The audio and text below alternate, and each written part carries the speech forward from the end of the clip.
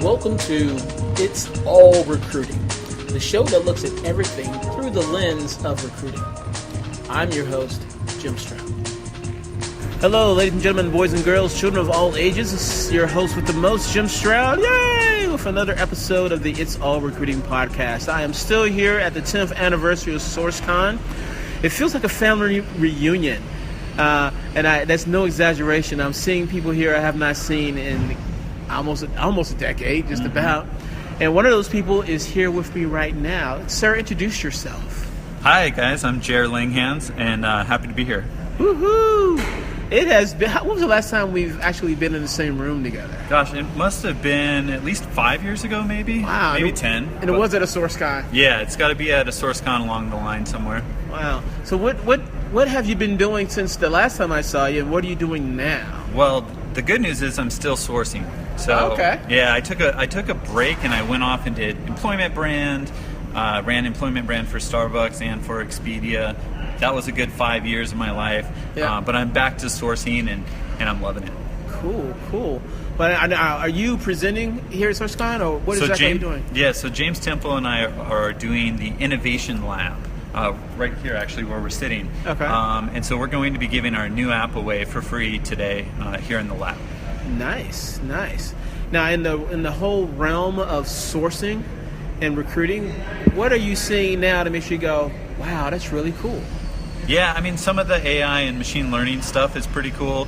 That's why we partnered with the company to release our app. They have some patents in machine learning, so we wanted to get with them. But you know, as far as we can tell, the sourcers are still going to be the ones telling the bots what to do. But it's very exciting. So you don't see AI replacing sourcers per se, or? No, I think that it might trim the teams down. Maybe you'll lose a recruiter, or maybe you'll lose an ops person, because now the machines kind of can be, autonomous, essentially. But the sourcer's still going to have to provide the strategy to the machines or the workflow to the machines. Okay. Tell me more about your app here. Yeah, so we're launching an app called TalentSwiper, and it's a joint venture between Paired Sourcing and NimbleCat. And essentially, what the app does is three things. Number one, it helps hiring managers rank candidates. Okay. So really, it's about getting the candidates in the hands of the hiring manager and letting them swipe left or swipe right if they like the person. Okay. So kind of Tinder for recruiting, if you will. The second thing is it is a Chrome extension as well as an iPhone app, so the sourcer can sit down on LinkedIn, Facebook, GitHub, anywhere that they might find a profile they like, and they can add them to the app. So they're able to source right there in the Chrome extension.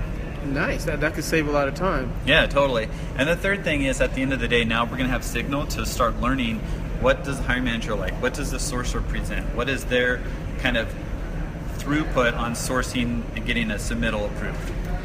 Okay. What do you think sources could be doing better now, nowadays? Yeah, I think we're talking about having the bots rule the world. Are they going to take over for sourcers? Well, the sourcers need to know the strategy for the search. Before they could be the bot, they could go out and copy paste LinkedIn, or they could go out and run an entitle on Boolean string on Google and find some resumes and copy paste those in. Like a sourcer could be a researcher, but now they actually need to own the research strategy in addition to just kind of pressing the buttons. Okay, more strategic minded.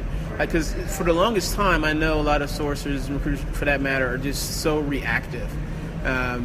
They see a job and then they work on it, but they don't do the research or plan ahead overall. Why do you think that is? Well, I think they get conditioned to that. I think that TA functions internally, especially enterprise TA functions, really condition that role. And they say, here's your job description, this is what we're paying you for. And there's a lot of contractors out there that go and then sell that service, essentially, and that kind of approach to it. So if we didn't condition them and gave them some white space to be creative, I think we'd get a different sourcer, but we've created that over the years. So we've created a monster, now we have to live with it. Yeah, exactly. You think part of the problem could be that a lot of sourcers just overloaded? They have to find 30 people overnight? Yeah, I mean, if you have, let's say you have 20 recs, and 20 is low, but let's say you have 20 recs. Well, James and I have tracked at Paired Sourcing 2 years now, 100 customers, sourced 100,000 candidates. We've tracked that it takes 153 outbound to make one hire. Okay. So if it's 153 to 1 and you got 20 recs, I mean, you're looking at what, over 3,000 candidates you got to source? Wow. That's a lot. Wow. That's a lot of candidates to source. So if you can't like scale back and say at any given time you should only work on 3 to 5 searches. If you can't do that, some searches are just not going to get the same focus that others get. So it's about prioritization more than anything else. Yeah. What do you think some of these news sources coming out today as compared to, that's a good question. Compare 2007 sourcing to 2017 sourcing. I mean, what are you seeing that has changed, and what do you see that's the same? Yeah, that's great. I mean, in 2007, you did need to know Boolean. In 2017, you're more of a user of the software that other people create. So in 2017, you need to be good at LinkedIn Recruiter, whatever that means. Today's game is like, how can I move people from LinkedIn Recruiter into my ATS? That's really the game, which is sad. You've got kind of a layer at the top, maybe the top 1 or 2% of sourcers that don't play that game, but 98% of the sourcers and recruiters out there play this. I have LinkedIn Recruiter on a tab, I've got Outlook running, and I've got my ATS, and I'm just kind of living in those 3 things. So, I mean, in 2007, we knew how to get on, even before Google, I felt like Alta Vista and run some syntax. I mean, if you can't do that now, it's because you started sourcing in the last few years. You don't know what was 10 years ago where we actually had to, Mike Notaro, shout out to him, like he could get online and hack some stuff. Yeah. But nowadays, people think hacking is copy pasting a Boolean string into LinkedIn Recruiter. Yeah. That's where we're at. Wow.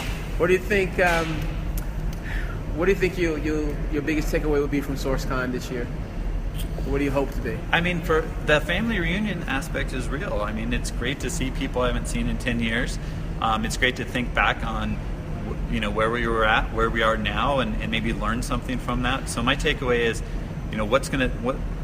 what will we do 5-10 years from now? I don't even think it'll be another 10 years. It might be a 5-year reunion off this where we say, sourcing is kind of like computers. It's just doubling, right? Yeah. Interesting. Okay, well, thank you so much, sir, for your time. Cool. It's good seeing you again, that's for sure. Thanks for having me. For those on. who may want to check out your tool, who are listening to this podcast, and they say, oh, that sounded interesting, where can they go and sort of look you up? Yeah, totally. So NimbleCat is our partner, nimblecat.com/TalentSwiper. You can also find TalentSwiper probably by the time this comes out in the Google Chrome store as well as the Apple App Store. So very cool. There you go, people. Go check it out. Interesting tool.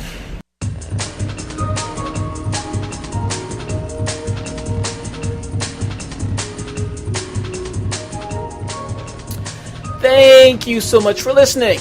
If you were not there, then I would be here talking to myself. So thank you for that. If you would, check out the links in the podcast description because they are there for you.